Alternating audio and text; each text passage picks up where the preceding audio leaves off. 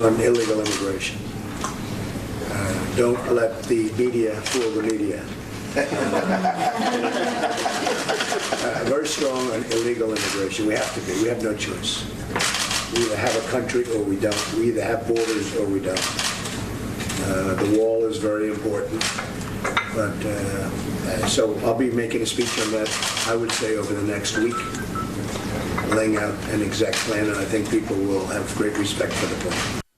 That was Donald Trump moments ago speaking at a Republican roundtable in New York City. But just last night, on the issue of immigration, Trump said this to Sean Hannity.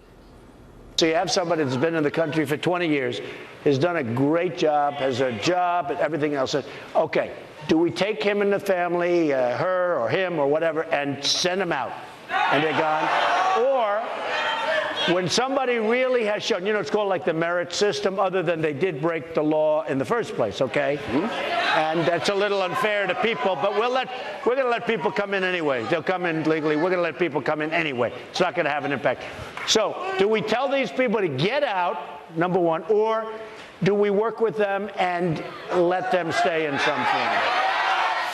Karl Rove is a former senior advisor and deputy chief of staff to President George W. Bush, also a Fox News contributor. So a point taken, don't let the media fool you, Karl. Never a good idea.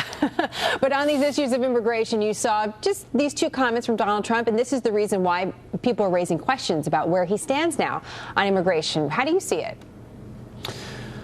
Well, they seem on the surface of it to be a contradiction. The meeting this morning sounds like the Donald Trump we've heard for a long time.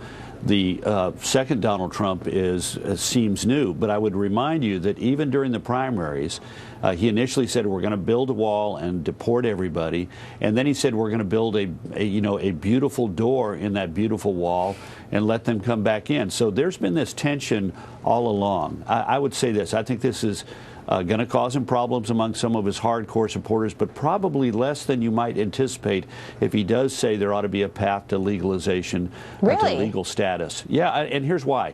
First of all, who thinks Donald Trump is weak on immigration?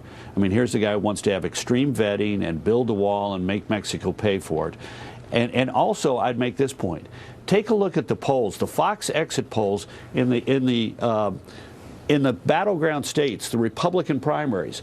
We ask in the Fox exit poll, do you think there ought to be a path to legal status, or do you think we ought to deport them all? And look at all of these battleground states. In every one of the states, the Republican primary voters were in favor of some path to legal status, a position that Jeb Bush had. Florida, 54-37. North Carolina, 54-39.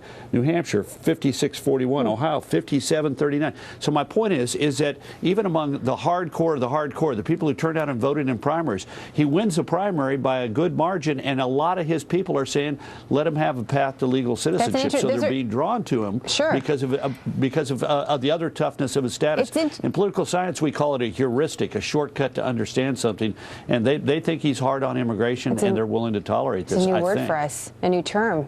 Educating us with the numbers as well, Karl. It's interesting to see those numbers in those battleground states, but it brings up another interesting question about, strategically speaking, and this is in your wheelhouse.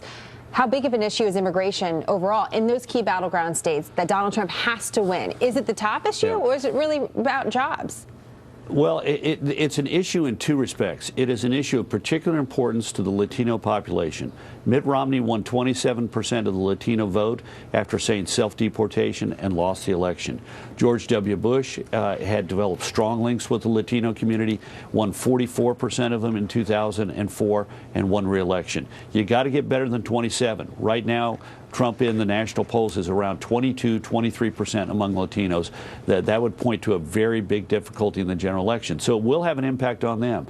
But it has a secondary impact, which is there are a lot of people who want to vote for a Republican who are not Latino, who live in the suburbs, who are, sort of not really linked to the Republican Party but want change, but they want a president that they feel that is going to do a good job. And the idea of deporting, rounding up 11 or 12 million people, many of whom have been here in our society for decades, most of whom are working and keeping their nose clean, some of whom have not and deserve to be rounded up and thrown into jail, but most of whom have been productive contributors to America, unsettles a lot of American voters. So he's appealing to people people who live in the suburbs around Philadelphia or the suburbs of Cleveland or live in Tampa, St. Pete, and whose neighbor is an Hispanic.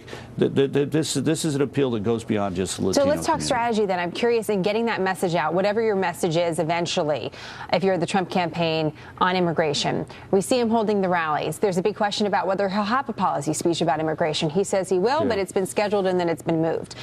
Just strategically speaking, what is the best strategy for Donald Trump? Is it these big rallies? Is it standing on a street corner, going on walks through neighborhoods, doing policy speeches? How would you advise him?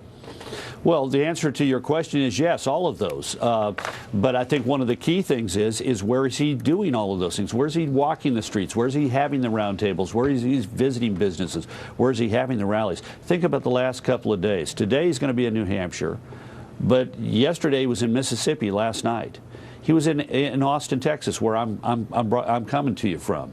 If we have to worry about Texas and Mississippi 75 days before the election, the Republicans are in deep trouble. He needs to be spending his time in the states where he needs to play defense, Arizona, Georgia, North Carolina, and the states where he has to be on offense, Florida, Pennsylvania, Ohio, maybe Michigan, Iowa, maybe Nevada, maybe Colorado, New Hampshire, someplace else. He needs to be spending his time there. The only reason to come to a place like Texas is to take a money sack and drag it through Houston and Dallas and Fort Worth and San Antonio.